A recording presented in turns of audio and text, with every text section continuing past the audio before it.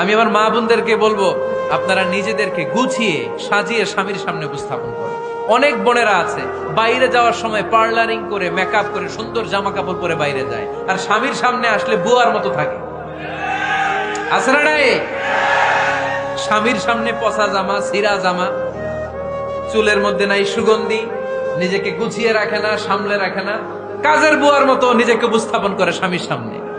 আর বাইরে গেলে মেকআপ করে পার্লারিং করে যায়। হওয়া দরকার ছিল উল্টা, বাইরে আপনি সাদা সিধা ভাবে যাবেন, বোরকা দিয়ে নিজেকে ঢেকে যাবেন। বাইরে যাওয়ার সময় কোনো নারী পারফিউম ইউজ করে যেতে পারবে না। নারীরা যত পারফিউম ইউজ করতে মনে চায় আপনার বেডরুমে, আপনার স্বামীর সামনে, ঠিক কিনা? স্বামীর সামনে পারফিউম ইউজ করেন, নিজেকে উজাড় করে সাজান স্বামীর জন্য। এই প্রতিটা সাজুগুজুতে সওয়াব আছে না নাই? ইসলাম কতটা চেক এন্ড ব্যালেন্স, কতটা ভারসাম্যপূর্ণ জীবন ব্যবস্থা। খবরদার, নারীরা ডিওডোরেন্ট ইউজ করে বাইরে যেতে পারবে, যেটা সে তার আর্মপিটে ইউজ করে, কিন্তু ঝাঁঝালো পারফিউম বোরকার উপর দিয়ে মেরে কোনো নারী বাইরে যেতে পারবে? কথা বলেন। সুনানে নাসাইর হাদিস, আল্লাহর হাবিব বলেন, আইয়ুমা ইমরাআতিন ইস্তা'জারাত নাফসাহা ফামাররাত আলা কওমিন লিয়াজিদু রিহাহা ফাহিয়া জানিয়া।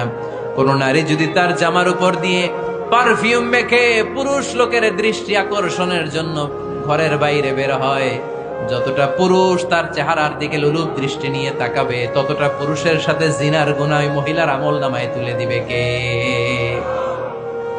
পারফিউম মেখে যদি কোনো নারী বের হয় এই উদ্দেশ্যে যে ছেলেরা আমাদের প্রতি আকৃষ্ট হবে, যতটা ছেলে তার দিকে তাকাবে, প্রত্যেকটা ছেলের সাথে জিনার গুনাহ আল্লাহ তাআলা এমনি তার আমলনামায় তুলে দিবে। নাউজুবিল্লাহ পড়েন। এজন্য খবরদার, নিজেকে সাজিয়ে গুজিয়ে স্বামীর সামনে উপস্থাপন করুন, সাজিয়ে গুজিয়ে। অনেক স্ত্রীরা আছে ড্রাইভারের সাথে কথা বলার সময় মিষ্টি হাসি দিয়ে কথা বলে। বাজারে শপিং করতে গেলে আসসালামু আলাইকুম ভাই, কেমন আছেন?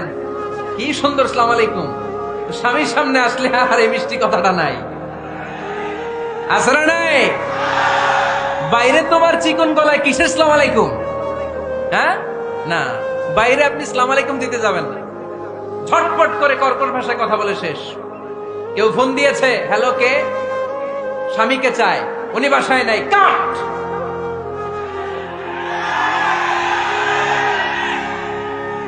কারে চান? আপনার হাজবেন্ডের, নাই, কাট, শেষ করে দিবেন। মিষ্টি মিষ্টি আসসালামু আলাইকুম, আসসালামু আলাইকুম বলা যাবে নাকি? খবরদার, খবরদার।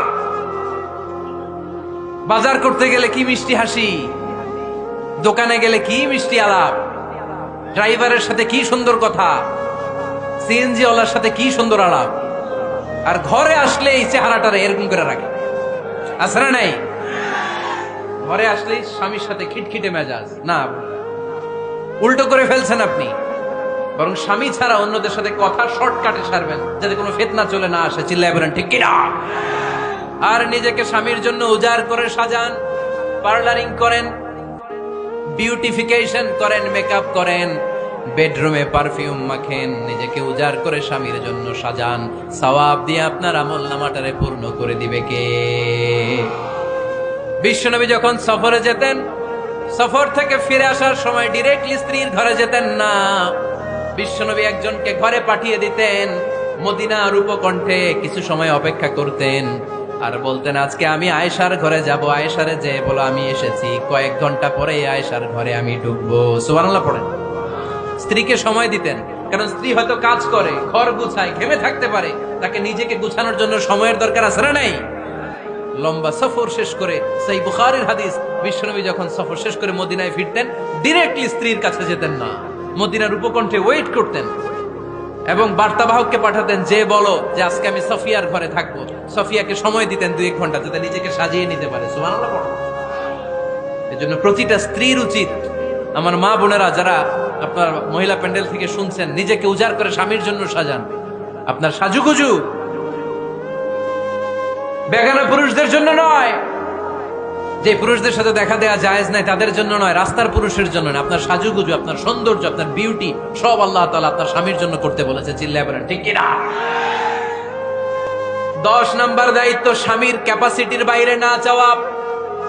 আপনি জানেন স্বামীর বেতন হলো 20,000, আপনি এসে বলা শুরু করছেন, পাশের ঘরের ভাবিরে দেখলাম 25,000 টাকা দামের জামদানি শাড়ি কিনছে, আমারও একটা দিবা। আছে না নাই? তো আবদারটা হইল, আবদারটা হইছে। আপনি তো জানেন আপনার স্বামীর ক্যাপাসিটি কতটুকু। আমার বোনেরা, আমার মায়েরা, খবরদার, আপনার স্বামীর ভেতরে আপনার জান্নাত, আপনার স্বামীর ভেতরে আপনার জাহান্নাম। আপনার স্বামীর মনকে খুশি রাখতে পারলে জান্নাতের দরজাগুলো আপনার জন্য খুলে দিবে কে?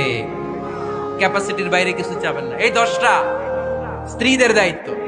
এই 10টা পয়েন্ট যদি কোনো স্ত্রী স্বামীর জন্য এইভাবে স্যাক্রিফাইস করে করে এইভাবে আঞ্জাম দিতে পারে, এই স্ত্রীদের জন্য জান্নাতের দরজাকে খোলা রেখেছে কে? আওয়াজ করে বলতে হবে, খোলা রেখে দিয়েছেন কে?